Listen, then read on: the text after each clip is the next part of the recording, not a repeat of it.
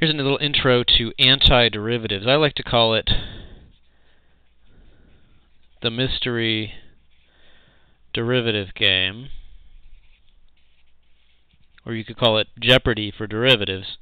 I give you the answer for a differentiation problem. You have to guess the question. So here's the idea. F of x is some mystery function, and I differentiate it correctly, or else I'm really cheating. And you have to tell me what I started with. And so we'll start with something easy. Let's say f prime of x is 3x squared. Then what could I have possibly started with? Well, I'll sit and think about that for a second. But it looks like, if we understand how our power rules work, then if I had started with x cubed, then indeed the derivative would be 3x squared. So I'm trying to undo or invert the operation of differentiation. It turns out this has two reasons why this is super important. A lot of the rules of nature are written in a way that makes us have to do this to understand how nature works. And the other reason is it's going to relate to our next topic, which is integration, which is it's just the whole flip side of calculus that we haven't seen yet. And it turns out that a lot of the mechanics of that are involved exactly in antidifferentiation. So we'd say that this x cubed is the antiderivative. But I'm going to change that in a second, though. Don't get too used to it. Because I want to ask, is there any other possible answer? Could there be any other function that I could put here whose derivative would be this guy? Well, one way to think about that is start from this one, which definitely works, and think about how you could modify it and still have the derivative be 3x squared. So is there some way I can change a function and yet have the derivative not be different at all? Well, there is something that I can put in here that disappears when I differentiate. And most people see at this point that if I add a constant to that, and I just put plus c, any constant, doesn't even matter what it is. So I'm going to put it in as a letter because it doesn't matter what the particular number is. But if I add any particular number to that, any constant that's not a function of x, that will disappear when I differentiate. Okay? So, I got to change this. X cubed is an antiderivative, and x cubed plus 7 is an antiderivative, and x cubed minus 9, and it's better to just make that general and say x cubed plus c. These are an infinite number of different functions. They're not very different from each other. These are all antiderivatives of 3x squared. Now, here's a very big statement. I claim that those are all the possible antiderivatives. There are no others. And that's actually a really profound and subtle thing. It's not obvious. Hopefully it's obvious by now that this is one of the possibilities. But we don't necessarily know enough about derivatives yet to be sure that there isn't some weirdo clever function that you put that in, and you take the derivative and all kinds of weird cancellations come out, and it turns out to be 3x squared. We've seen a couple of examples a while ago where you have some weird-looking function, and the derivative is surprising and surprisingly simple. Usually when you start out with a function and you differentiate it, it becomes more complicated, but not always.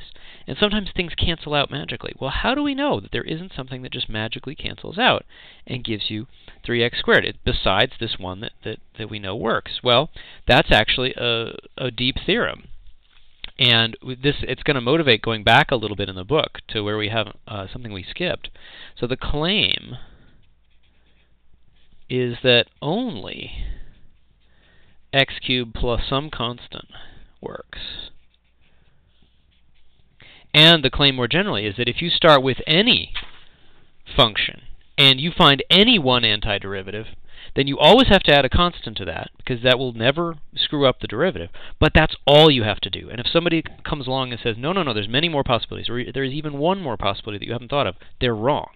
And if you found one and you put a plus c, then you're done. That's really, really important, because life would be a lot harder if there were always some worry. Wait, what if it's not the right antiderivative? What if there's some other one that I'm really supposed to be looking at, not the one I'm looking at? Okay, so let's look at another example. And I'll show you a little notation. Sometimes we use the notation where little f is the mystery function, and then of course f prime is its derivative, sometimes we'll use two slightly different letters. We'll say f, big F of x, is the mystery function. This is a very standard notation. And little f of x is big F prime. So you actually have to distinguish your big F's and your little f's sometimes. Okay, so let's do another one. Let's say, let's put in e to the x plus cosine x. Okay. Now, here's a very nice thing about antiderivatives.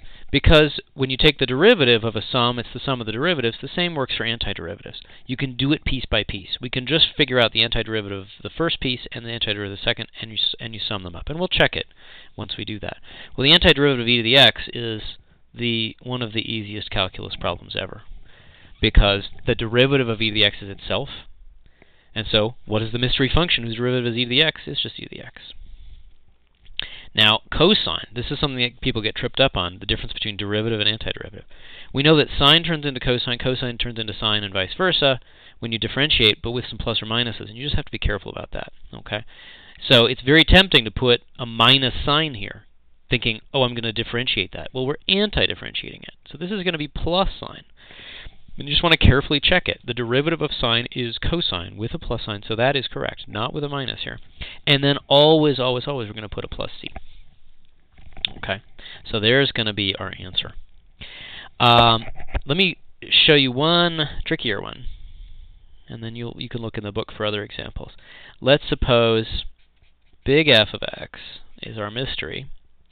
Little f of x, which is just another name for big F prime, is, let's say, let's modify this example. Let's say it's e to the 2x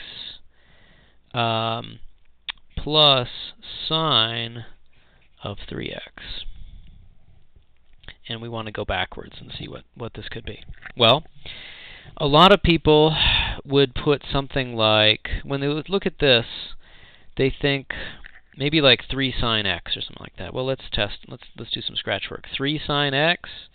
Well, that just turns into 3 cosine x. It doesn't put a 3 magically inside here. Okay. So if you think about how derivatives work and the chain rule works, if I start out with something that doesn't have a 3x to start with inside, it's never going to end up with a 3x to end with.